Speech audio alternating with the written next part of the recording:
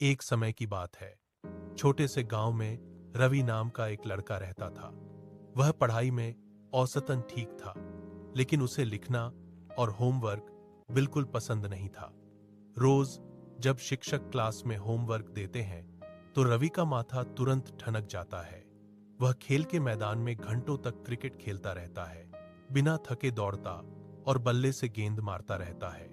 लेकिन जैसे ही वह कॉपी के सामने बैठता है, उसकी आंखें तुरंत भारी होने लगती हैं, पलकें अपने आप बंद होने लगती हैं। आज शिक्षक ने कल के टेस्ट के बाद 5 अतिरिक्त सवालों का होमवर्क दिया है।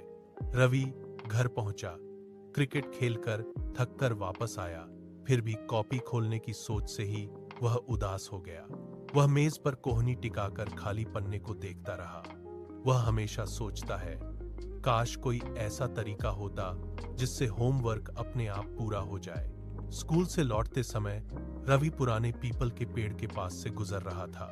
उसे पत्थर के टुकड़े के नीचे एक चमकता हुआ पेन दिखाई दिया। उसने जैसे ही उसे उठाया, पेन से हल्की सुनहरी रोशनी निकली।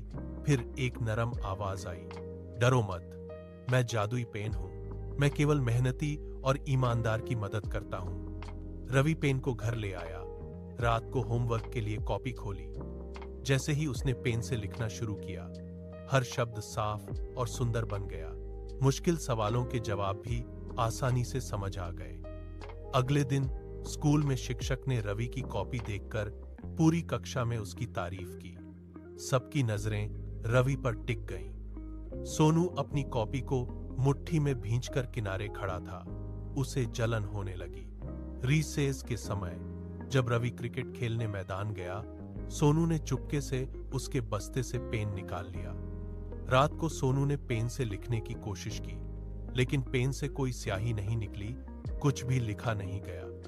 तभी पेन से स्पष्ट आवाज आई, मैं केवल ईमानदार और मेहनती लोगों का साथ देता हूं। सुनकर सोनू का चेहरा शर्म से लाल हो गया। वह सिर नीचे करके पेन को बैग में रख लिया। उसे अपनी गलती का पूरा एहसास हो गया।